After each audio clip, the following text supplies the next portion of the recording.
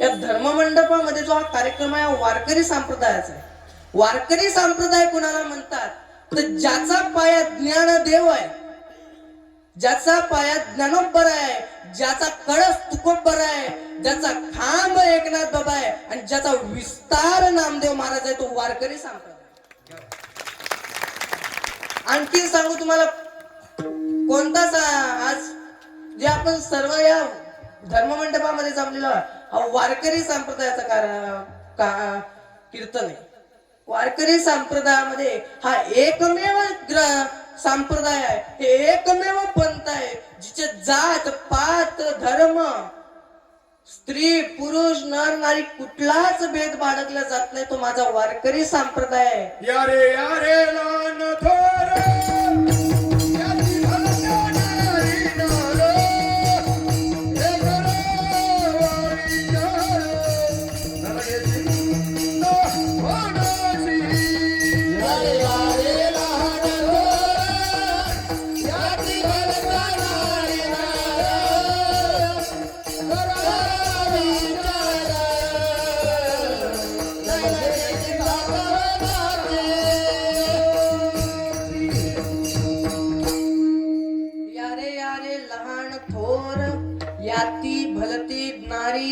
कोणीही इथं लहान असो मोठा असो परमार्थ करायसाठी वारकरी संप्रदायामध्ये धर्म बाळगला जात नाही, जात बाळगला जात नाही. जात पात धर्म या सर्वांचा निषेध करून इथे फक्त माणूस इतकीच आपली जात इतकाच धर्म बाळगला. इथे नामदेव महाराजही आहे, इथे माझे चोखोबाराही आहे, इथे माझे गोरा कुंभारही आहे आणि इथे माझे शिवराय सुद्धा आहेत.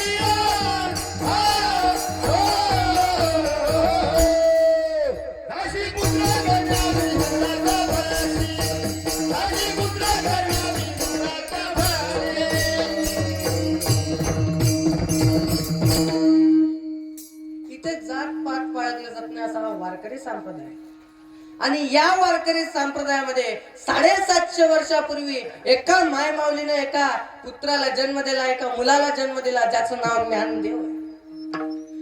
बघा 12व्या अध्यायामध्ये म्हटलेलं आहे की अभ्यासापेक्षा श्रेष्ठ ज्ञान आहे आणि ज्ञानापेक्षा श्रेष्ठ देवाचं ध्यान आहे.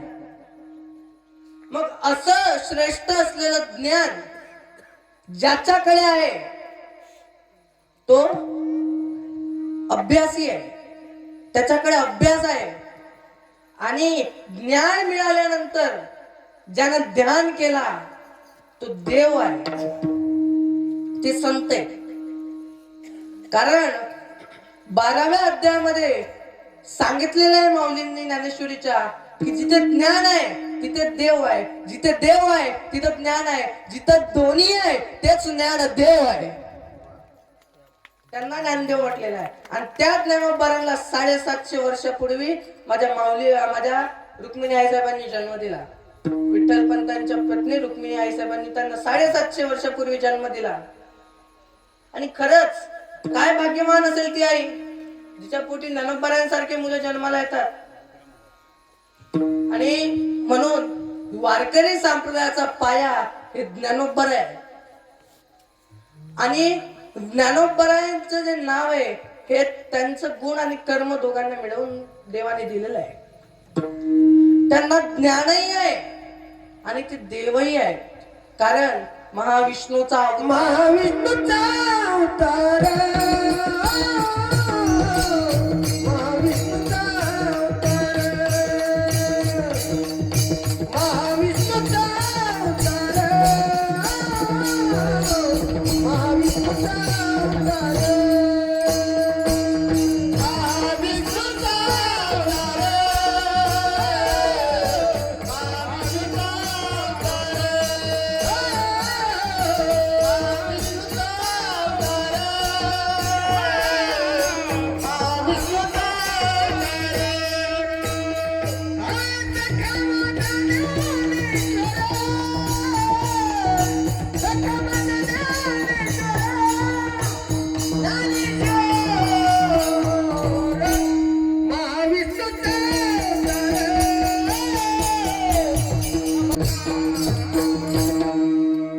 महाविष्णूचा अवतार सखा माझा ज्ञानेश्वर, महाविष्णूचा अवतार असणारे माझे ज्ञानोबा.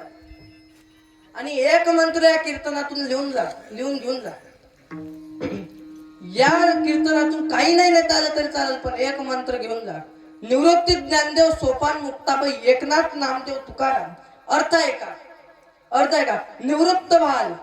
निवृत्त व्हा, ज्ञान मिळेल. ज्ञान मिळवणं सोपं आहे आणि ते ज्ञान मिळाल्यावर फायदा मुक्ती मिळेल. मुक्ती मिळवण्यासाठी एक चित्त होऊन नाम घ्यावं लागेल आणि ते नाम घ्यायचं, त्या देवाचं नाव तुकाराम आहे. टाळ्या वाजवा, वाटलं जोरात वाजवत जा. उगीच दया केल्यासारखे नका वाजवत जा. चल घ्या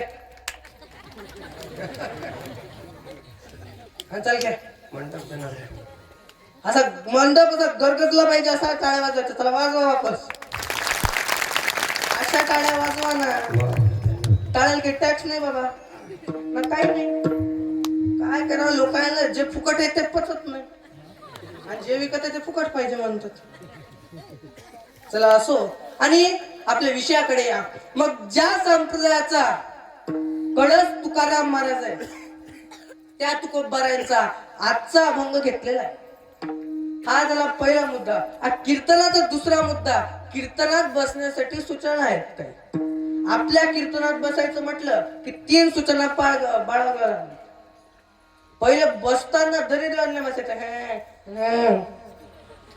असे माना टाकू नाही बसायचं आणि त्याचे घुटकीने वर करून तर कसंच नाही बसायचं. चांगलं बसायचं, कारण की माऊली म्हणतात तुम्ही महादेवाचं स्वरूप असे माऊली म्हणतात. ऐकणारे श्रोते महादेवाचं स्वरूप असतात. म्हणून उगीच कटाळवाण्यासारखं इथं येऊन बसले कोणतरी जबरदस्ती धाडलं असं तर कसंच बसत नाही आपल्याला. त्यापेक्षा लांब बसायचं. याच नाही, लांब बसायचंय का चांगला चप्पड जोड पाहायचा, चाललं जायचं माळेगावला. काय महाराज. आणि माळेगावकर दुसरी सूचना कीर्तनातली. पहिली सूचना चांगल्यानं नीट बसायचं. दुसरी सूचना काही शंका असली जागेवर विचारायची. काही शंका असो जागेवर विचारायची. काय नाही हा म्हटलं विचारायचे. आज नाही 2 महिन्यानं उत्तर देईल. पुस्तक आलटे पालटे करून देईल, पण देईल. जागेवर विचारायला. उगीच मी गेला आपल्याला पटलं नाही, तुझं तर बायकोचं पटलं ना, आमचं काय ठरलं काय महाराज. आणि तुम्हाला सांगतो कोण पटायसाठी कीर्तन. अरे माझ्या तुकोबारायांना पटलं, माझ्या पांडुरंगाला पटलं, माझ्या गजान बाबाला पटलं, बस झालं. नाही कोणाला पटलं चालेल, पण तुम्हाला पटल असंच करल. टेन्शन घेऊ नका. आणि जागेवर शंकायचे, हे जर दुसरा नियम. आणि तिसरी सूचना, आपल्या कीर्तनात बोलावं लागेल. उगीच तोंड वासून बसायचं नाही, बोलावं लागेल. हा पटलं तर हा म्हणायचं, नाही पटलं नाही म्हणायचं. इथं भ्यायचं नाही, इथं बोला ना. नाही तिथे करत काय फायदा. आणि इथं हसलं पाहिजे. आणि माता माऊली एकदम खडखडून हसायचं. येऊन तरी बाहेर एखादी बाई असली की लोक म्हणतात, बाई कशी असते बघा, शोभत का बाईला. इथं कुठं काय गर्दीच ओळखायला तर घ्यायचं गर्दीत सापड. स्वतः हसायचं, शेजारीला हसवायचं फक्त. आणि म्हणून इथं आता तुम्हाला सांगू, हसताना मोकळ्या हसत जा. नाही ते जो गाळात असतो ना, तो प्युअर 8ल्या गाठीचा असतो. हसायचं तो मोकळं हसायचं. कारण जो माणूस अंगात असतो त्याला बुद्धी कमी असतो. तसं इथं खुल्ल्यानं हसायचं, भ्यायचं नाही कोणाला, मोकळं हसायचं. इथं काय कोण म्हणायला गर्दीत सपटून जातं माय. येईन तरी कुकळ काय तुम्हाला हसू देतात. हे हे काय हसू देत नाही म्हणा मा मोठे थे नाही माय हसत जा चांगलं हसत जा इथे हसलं पाहिजे आणि इथंच बोललं पाहिजे नाही तिथं बोलून काही फायदा नाही आणि बघा जो जोऱ्यानं बोलतो ना तो मोकळ्या मनाचा असतो पण जो बारीक बोलतो ना तो नक्की गद्दार असतो तो माघारी काहीतरी खेळ करतो आपल्या त्याच्यावर विश्वास ठेवण्यासारखा असतो म्हणून मोकळं बोलत जा इथं काय दबून नाही राहायचं गजानन बाबाचा दरबार इथं नाही बोलसाल मग कुठं काय बोलसाल जिथं मृदंग आहे जिथे विणा आहे आणि जिथं टाळ आहे आणि जिथं महाराज आहे तिथं बोला तिथं टाळ्या वाजवा नाही दुसरीकडे आता रस्त्यावर टाळ्या वाजून पहा बरं कारण जरा उशीर लागतोय वाटतं नाही तिकडे टाळ्या नका वाजवत इथंच वाजवत जा म्हणून सर्वांनी गोड भजन करायचं विठाल विठाल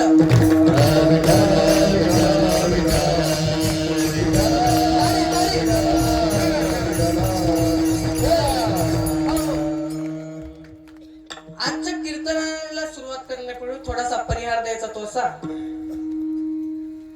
आपल्या या माडेगाव ग्रामस्थांनी सुरू असलेला हा अखंड हरिनाम सप्ताह आणि श्रीमद भागवत कथा ज्ञान यज्ञ सोहळा छान असं मंदिर परिसर आहे मंदिरामध्ये तिसरं वर्ष आहे छान असं नामदेव बाबांनी बांधलेलं आहे हे मंदिर आणि खूप कष्ट आहे सप्ताह करणं काय सोपं आहे काय पॉम्पलेट गावातल्या नाईक ना सप्ताहाला येणाऱ्याकडे जाऊ त्याचा पॉम्पलेट पाहिजे अरे आता 7 दिवस झोपू देत नाही तर इथं येऊन बसाल काय तुम्हाला होतं काय महाराज इथं बसलं पाहिजे म्हणून या सप्ताहामध्ये छान असं मंदिर उभारलेलं आहे आणि सर्व लोटांगणे बाबा असतील ज्ञानोबारे असतील तुकोबारे असतील यांच्या कृपा आशीर्वादाने गजानन बाबाच्या कृपा आशीर्वादाने छान सप्ताह सुरू आहे आपल्या गावाला आणि छान असं नियोजनही केलेलं आहे भागवताचार्य श्री धर्मभूषण रामकृष्ण महाराज असतील त्यांना माझा नमस्कार तसेच आजचे जे सौजन्य दाते आहेत असे श्री मुरलीधर येऊतकर सामंगा जहांगीर यांनाही माझं मनापासून आभार तसेच आमचे मृदंगाचार्य महाराज असतील आमचे अक्षय महाराज असतील विनायक महाराज असतील विनेकरी बाबा विक्रम महाराज असतील विनेकरी बाबा काय प्रकाश महाराज असतील नंतर गायनाचार्य मुरलीधर महाराज असतील आणि सर्व गायक मुनिजन मंडळी आमचे बोरकर महाराज असतील बाबा विठ्ठल महाराज असतील त्यानंतर गोडशी चाल म्हणणारे सर्व कीर्तनकार आपले गायक मुनिजन मंडळी असतील सर्वांना माझं मनापासून आभार आणि सर्व श्रोतीजन मंडळी असतील नामदेव बाबा असतील सर्वांना आता आमचे चोपदार बाबा असतील सर्वांना माझा हात जोडून विनम्र अभिवादन आणि सेवेला सुरुवात विठाल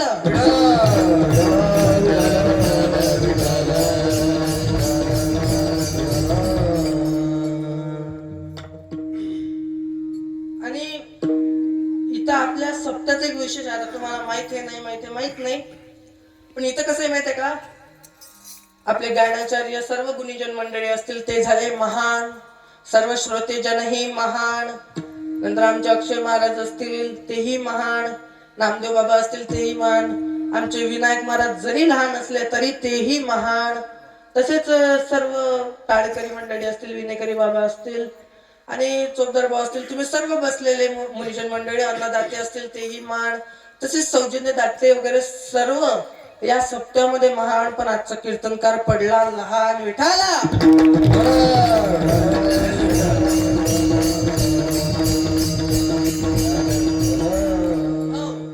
आजचा कीर्तनकार लहानच आहे वयाने लहान ज्ञानाने लहान नाही बघा आजचं कीर्तन हे मागणीपर प्रकरणातलं आहे आजच्या कीर्तनामध्ये जो अभंग निवडलेला आहे त्यामध्ये संत श्री तुकोबार आहे देवाला मागणी मागतात मग काय मागणी मागतात हिची दान देगा देवा तुझा विसरण व्हावा तुझा विसरण मला पडू नको देऊ हे मला दान बघितलं तर तुकाराम महाराज मागण्याच्या विरोधामध्ये आहे तुकाराम महाराज मागण्याच्या विरोधामध्ये काही अभंगामध्ये तुकाराम महाराज आपल्याला सांगतात की मागणे योग्य नाही परंतु मागण्याचे 2 प्रकार एक उचित आणि एक अनुचित मग हे जे मागणं आहे हे उचित मागणं आहे. आणि आपण मंदिरात गेलो की 20 रुपयाचा नारळ, खाली 10ची नोट, त्याच्यावर 1 रुपया एखादा ठेवला तर ठेवला नाही, ते ठेवत नाही. आणि देवा पुढे ठेवून मागते, देवा एक घर होऊ दे. इकडे देवा 20 रुपयाचं नारळ देऊन खुश करतो, तिकडे 40 लाखाचा बंगला मागतो. काही वाटत का नाही तुम्हाला महाराज? आणि ये मंदिर भी क्या चीज है, ये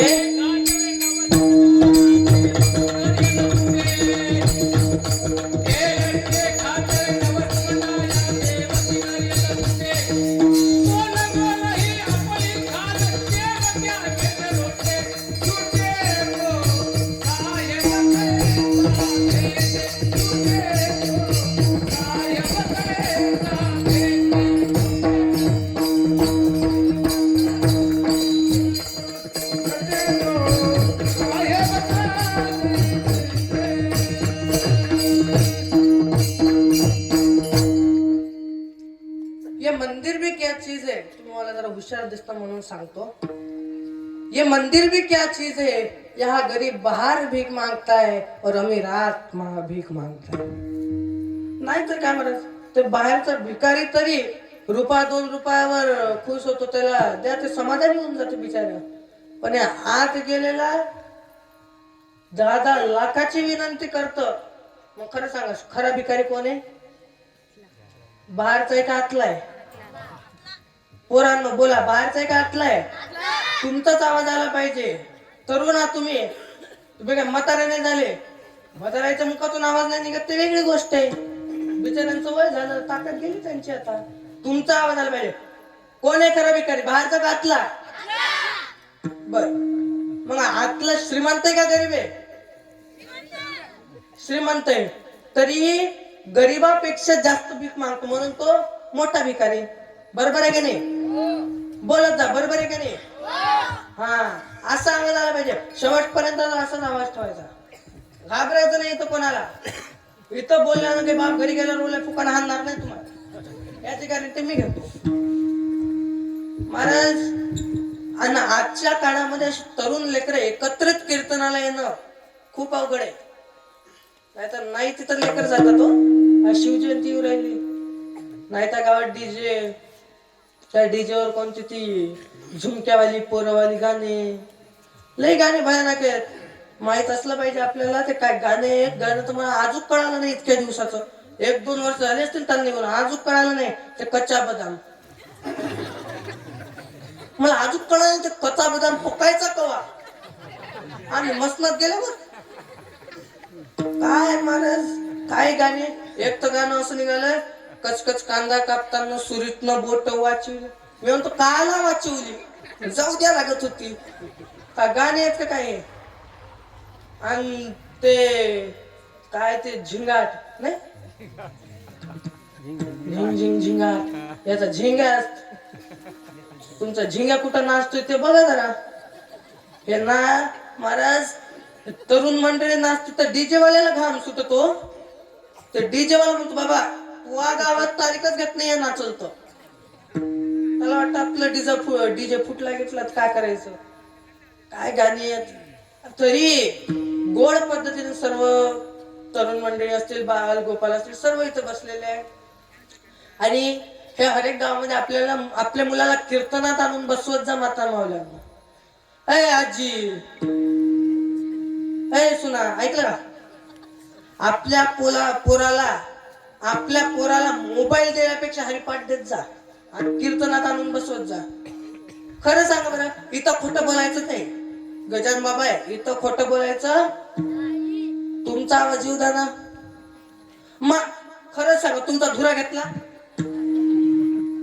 तुमचा 7-12 नावन करून घेतला? काय घेतलं का तुम्ही सांगा फक्त. काही मग काऊन बोलत ना बरं तुम्ही? बोला, सर्व माध्यमाचा आवाज आला पाहिजे. बोला, पोरग रडल्यावर तुम्ही मोबाईल हरिपाठ देता का? मग काय देता? बघा ना किती आनंदाने सांगते. तुमच्यासाठी तिकडे नका बघू, दुसरं नाही का? नाही तर काय महाराज, आजकाल आजकाल लय परिस्थिती बेकार आहे. आजकाल लोक म्हणतात लोक शिकले, लोक एज्युकेटेड झाले. मी एका जण विचारलं, एक जण आलं म्हणे महाराज लोक लय एज्युकेटेड झाले. म्हटलं का? म्हणे धोत्र सोडली आणि पॅन्ट पैजामा घालायला लागली. म्हटलं दुसरं आलं म्हणे महाराज 2 वर्षांना आलं तेच आलं म्हणे महाराज लोक अजून नॉलेज ग्रहण करणारे झाली, आणि अजून नॉलेज घेणार झाले, आणखीन एज्युकेटेड झाली. म्हटलं का? म्हणे लोक आहे ना आता ते जीन्स पॅन्ट सोडले आणि बरमुड्यावर आले. म्हटलं पुन्हा 2 वर्षांनी आलं. मी अंदाज लावला. मी म्हटलं बाबा यावर्षी तुम्ही तेच सांगायला आले ना की लोक एज्युकेटेड झाली, तुम्ही काऊन झाली तेच सांगा. ते म्हणे बरमुड्यावर आली. खरंच सांगा, धोतर गेलं, धोतराहून पैजामा आला, पैजामा गेला आणि पैजाम्याहून जीन्स पॅन्ट, जीन्स पॅन्टहून बरमुडा, बरमुड्याहून ते शॉर्ट्स. लोक कुठे एज्युकेट झाली, फक्त जरा मोकळी होत गेली, बाकी काय नाही. जरा हवा घेत गेली.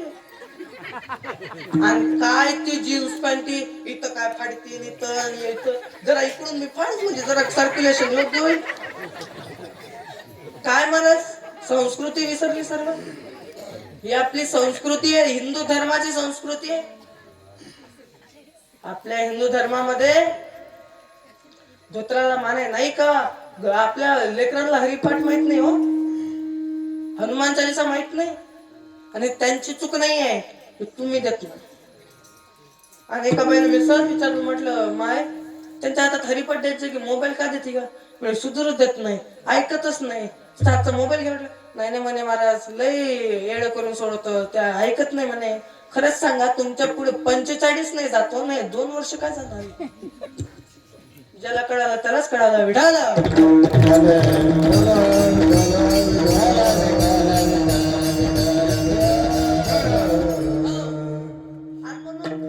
या लेकरांना वळण लावा, नाही तिकडे काय लय परिस्थिती बेकार आहे महाराज. लोक म्हणली, एक मला म्हणला लोक एज्युकेटेड झाली. म्हटलं का?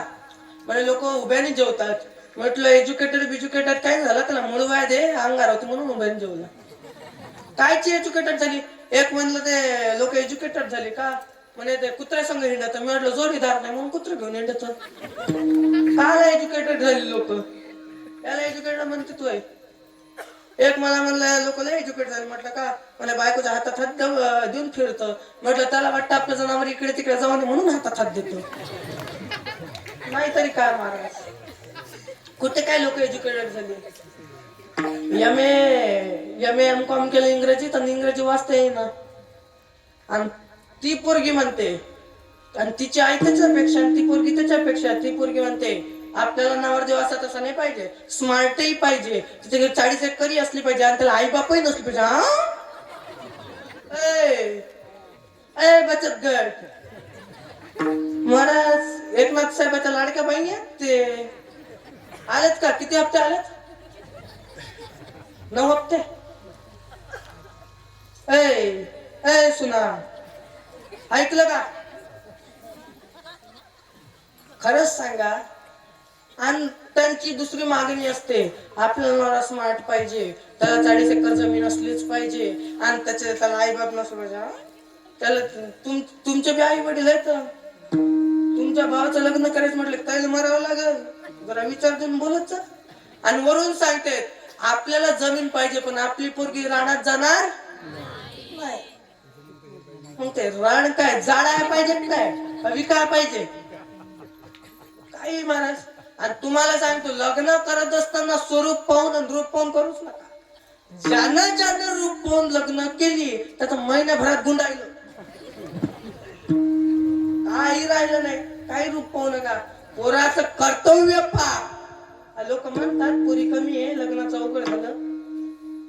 काय कमी आहे पोरी?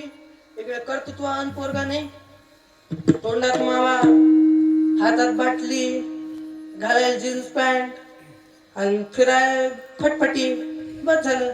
आणि कोण आपल्या पोरीचं वाटोळं करायला तयार आहे? खरंच सांगा, कोण वाटोळं करायला तयार आहे अशा पोरीच्या हातात देऊन?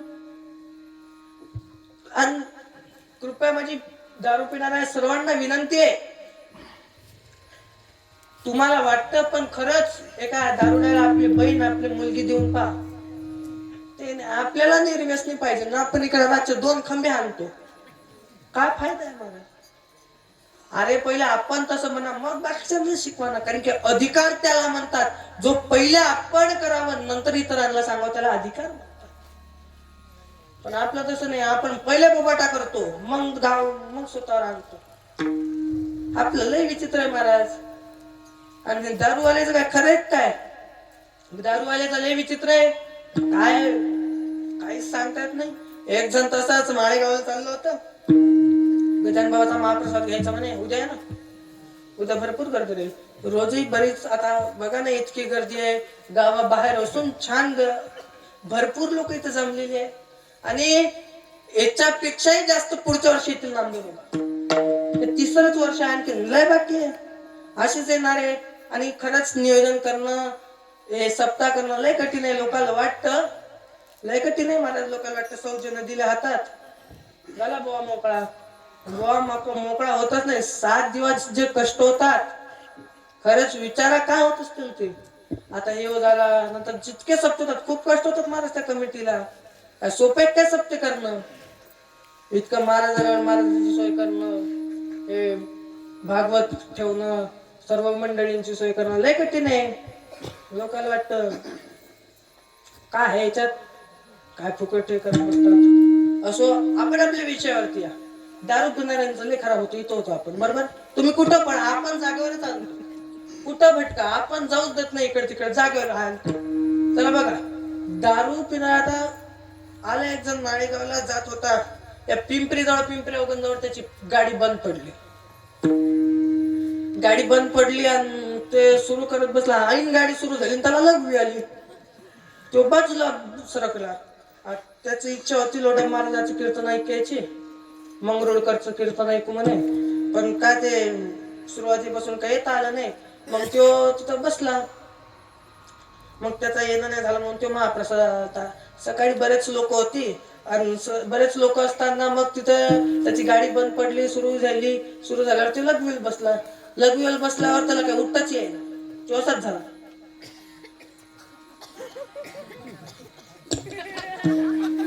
मला वाटलं गेलं काय, सध्या जात नाही. सध्या जातच नाही. आणखी 5-50 वर्ष बाकी आहेत आपले. इतक्या लवकर जाऊन काय करायचे? नाही महाराज, आणखी लय प्रचार करायचा माझ्या नानोबा तुकोबांचा. हा वारकरी संप्रदाय, लोक म्हणतात वारकरी संप्रदाय इतका श्रेष्ठ आहे असं तुम्ही सांगता, मग हा बाहेर राज्यामध्ये जास्त का पसरलेला नाही? मला सांगा. वाशिमचा बाजार आहे, वाशिम जवळ पडतो तुम्हाला, वाशिमचा बाजार. आणि वाशिमच्या बाजारामध्ये गेले, वाशिमच्या बाजारात गेल्यानंतर तिथं काही भाजीपाल्याचे दुकान आहे, काही वेगवेगळ्या सामग्रीचे दुकान आहे, एक सोन्याचं दुकान आहे. जास्त गर्दी कुठं असते? पाणीपुरीच्या दुकानावर का सोन्याच्या दुकानावर? पाणीपुरीच्या दुकानावर. आणि कमी गर्दी कुठं असते? प्युअर माणसं कुठं जातात? सोन्याच्या दुकानावर. पाणीपुरीच्या दुकानावर कोण आलं गेलं कोणी जातो, बरोबर आहे ना? मग तसा वारकरी संप्रदाय सोन्याचं दुकान आहे. आणि इथं जो आला तो सोन्या झाल्याशिवाय राहत नाही महाराज. टाळ्या वाजवा, तुम्हाला टाळ्या वाजवा. काय होतं काय सांगू? टाळ्या वाजवत जाणार. टाळ्यावर ना टॅक्स ना काही, फुकट आहे, तो मोफत आहे. आणि टाळ्या वाजवल्याचे तुम्हाला फायदे सांगतो. आपला जो उजवा हात आहे ना, उजवा हात पहा, आपला उजवा हात पहा. त्याचा पहिल्या आणि दुसऱ्या बोटाच्या मधात जी रेष असते ती धनरेषा असते असं ज्योतिष शास्त्र सांगतं. पहिली आणि दुसऱ्या बोटाच्या मधली रेष. आता टाळ्या वाजवल्याने ती रेष जरा जास्त वाढती आणि ज्याच्या हातामध्ये ती रेष मोठी असते त्याच्याकडे धनाची कमी नसते असे ज्योतिष शास्त्र सांगतात. तुम्हीच टाळ्या वाजवायच्या नाही तर वाजवायच्या. काही वाजल्याच महाराज, इथं नाम घ्यायचं म्हणून वाजवा. आपलं काम कसं आहे? ते एक जण गेले का महाराजाजवळ म्हणे, महाराज वर्षात लेकरू झालं पाहिजे. ते म्हणे बरं. तर नारळ दिलं तर महाराज न वर्षानं माघार आला. म्हणे महाराज काय नारळ दिलं, आणखीन वर्ष झालं लेकरू नाही. पुन्हा दुसरं घे म्हणे, पण लोकात बोंबलू नको. लोकात बोंबलला तर माझा धंदा बंद होईल म्हणे. दुसरं नारळ दिलं, दुसरं नारळ घेऊन गेलं आणि दुसरं नारळ घेतल्यावर परत 3ऱ्या वर्षी परत आलं, माघारी आला. महाराजला म्हणले, महाराज पक्का भामटाय 2 वर्ष गेले म्हणे, तिसरं वर्ष लागलं ना अजून तू त्या नारळानं काही लेकरू आणलंच नाही. आज लोक तशी लय हुशार येत. लोक आम्हाला फक्त कीर्तनाला येईपर्यंत फोन लावतात. नामदेव बाबा घर जायला लावतील ते विषय वेगळा आहे. पण लोक आम्हाला कीर्तनाला ये लोक फोन लावतात. मग केक वेळचं कीर्तन झालं गावातून गेला मग महाराज मरू दे ना, काय करायचंय. लोकांचं लय उघड आहे महाराज. ते 3 वर्षांनी माघार आलं आणि माघार आल्यावर महाराज म्हणले, महाराज काय नाही माहित नारळात नाही. तो म्हणे मग आपलं नारळ आतापर्यंत चुकलं नाही आणि तो बाबतीत 2दा चुकलं कस काय. महाराजने विचार केला. महाराज म्हणे आतापर्यंत माझ्याजवळ जितके बी आले ते बायका घेऊन आले, तुझी बायको कुठे. ते म्हणे लग्न नाही झालं. आता खरं सांगा किती नारळ दिल्यावर त्याला लेकरू आहे. खरंच सांगा तुम्ही. मग तसा आपला संसार आहे, तसा आपला परमार्थ आहे. तसा परमार्थ करू का. परमार्थ मोकळ्या मनाने केला आपल्या विषयाकडे. आपण तो माणूस असा अटकतो आणि त्याला काही उठता येईना. ते लोक येऊ राहिले होते पिंपऱ्या वगैरेच्या पुढे होता जरासा आणि येत असताना ते त्यांना आवाज दिला, हो दादा मला उठता येत नाही, हो जरा वाचवा. आता ते गेले बिचारे वारकरी होते. ते गेले आणि गेल्यावर त्यांनी त्याला घेतलं, गाडीत टाकलं आणि वाशिमला नेलं. वाशिमला नेल्यावर दवाखान्यात नेलं आणि दवाखान्यात डॉक्टर म्हणला यांना काहीच झालं नाही. तो संतापला, त्याच्या पायातल्या मस्तकात गेली. तुम्हाला कस काय म्हणता काय झालं नाही, तो आधीच पिएल होता. डॉक्टर म्हणे तुम्ही रागवू नका, तुम्ही रागवू नका, काम डाऊन काम डाऊन. तर डॉक्टर इंग्रजीत बोलत बसले. म्हणला मराठीत बोल, आपल्याला कळत नाही. तो मराठीत बोलला म्हणे शांतता राखा, तुम्ही आवाज करू नका, तुम्हाला काहीच झालेलं नाही, फक्त तुमची नशामध्ये नाही का शर्टाची गुंडी पॅन्टला लागली म्हणे. खरंच सांगा हे दारूवाल्यांचा हाल आहे. ए दारू गांजा मत पियो यारो, अक्कल गुम हो जाती है. दारू गांजा मत पियो यारो, अक्कल गुम हो जाती है.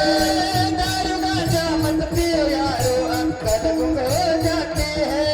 दारू गांजा मत पियो यारो, अक्कल गुम हो जाती है. अपने मोल का दाम खर्च कर मुंह में मट्टी जाती है.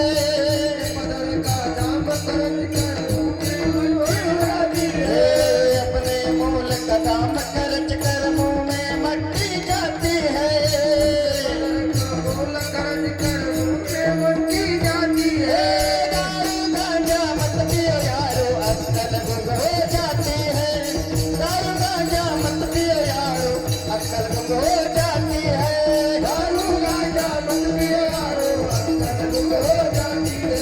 दारू गांजा मत पियो यारो, अक्कल गुम हो जाती है.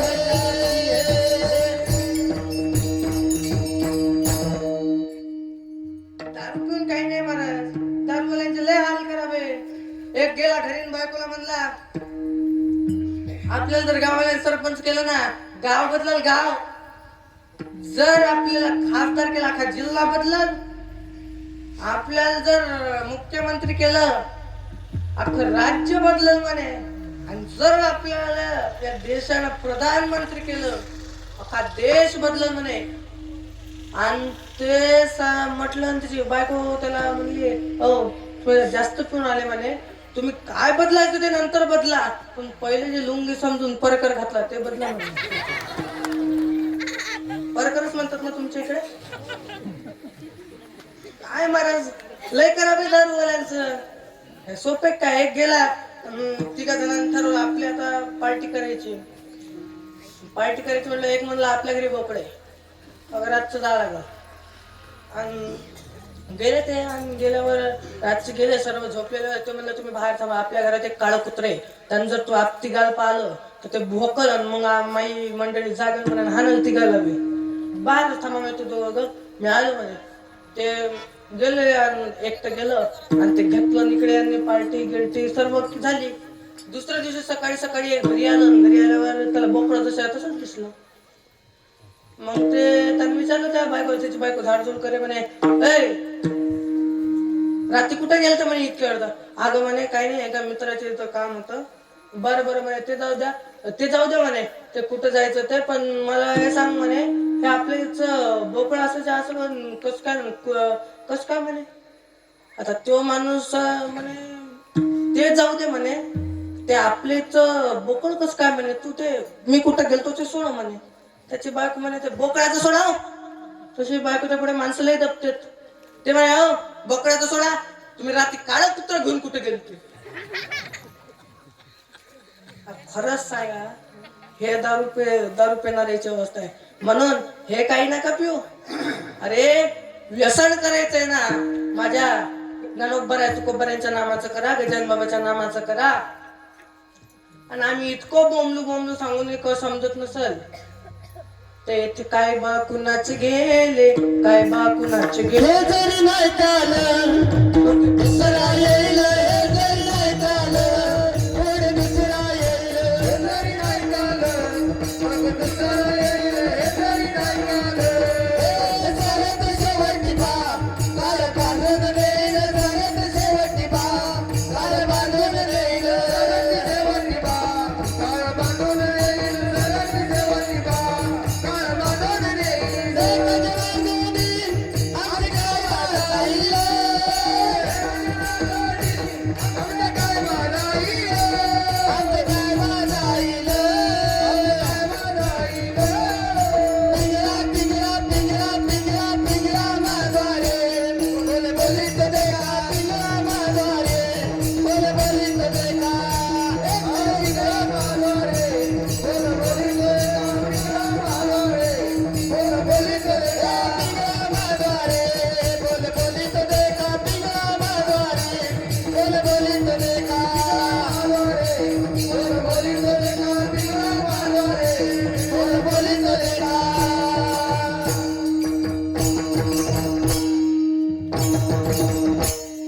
ते काय कोणाचं काय जातं महाराज.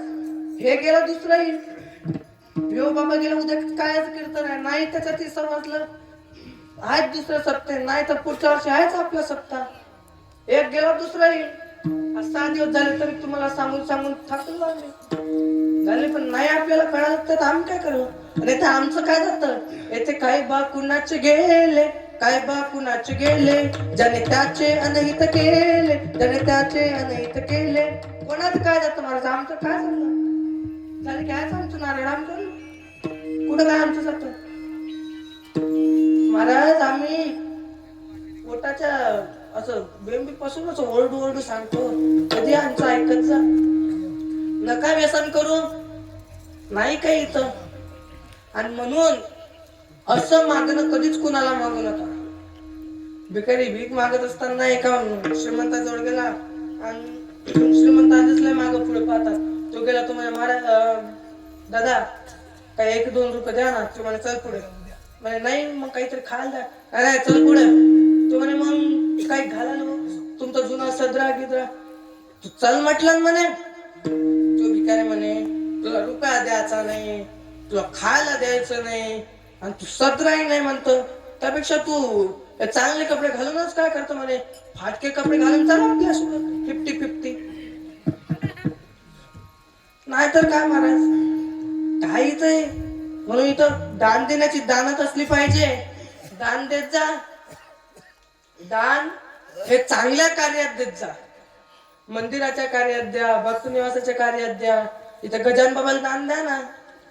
आपण नाही तिकडे दान देत बसतो. दान देत असताना अशा भागवतामध्ये नक्की तुमचा एक वाटा असला पाहिजे. असं दान करत जा. आम्ही काय उगीच नाही सांगत. लोकांना द्यायचं नाही जीवन आलं नाही की लोक म्हणतात देता घेता नरका जाती. लोकांना आपल्या मनानं प्रमाण जोडते. लोकांना काही नाही, नुसतं मनानं आपलं कुठलंही प्रमाण चिपकवायचं आणि स्वतः कसं सुटकायचं पाहतात. कळस कोण बसवतं, लोक मदतला मार्ग पाहतात. कळस कोण बसवत असतं बाबा. कळस बसवायचा मान कोणाला आहे, बोलत जा. कोणाला आहे, ब्रह्मचारी आलाय. आता तू कळस बसव, संसारी शकतो, संसारी माणूसही बसवू शकतो, पण त्याचा नियम आहे.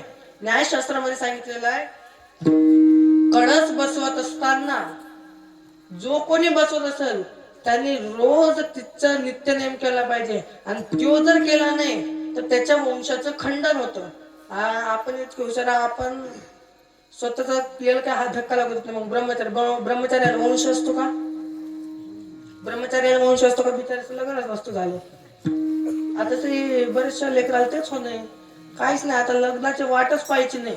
ज्यांचं झालं त्यांचं झालं, नाही तर बाकीचे लटकत राहणार, लटकतच राहता. आता काही नाही, आता एकच उपाय भगवा घ्यायचा, चलो महाकुंभ प्रयागराज. बाकी काय नाही आता तुम्हाला. आता ज्याचे झाले त्याचे आता पुढे विचारच करू नका.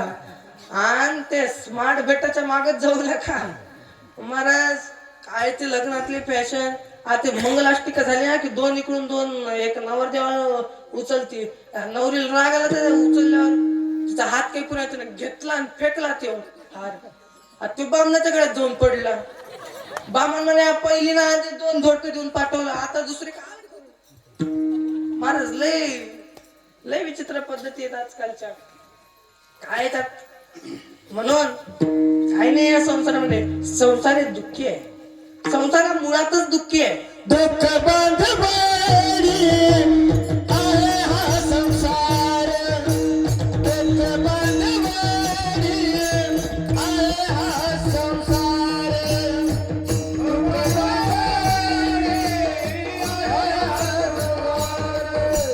दुःख बांधवाडी आहे हा हा संसार दुःखी आहे मुळातच महाराज. संसार दुःख मूळ चोहीकडे इकड. संसार दुःखी आहे महाराज.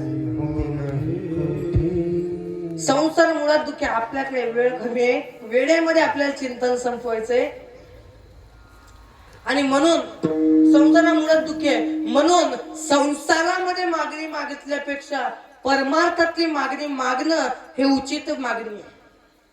पॉइंट क्लिअर झाला. उचित अनुचित ही उचित मागणी आहे परमार्थातली.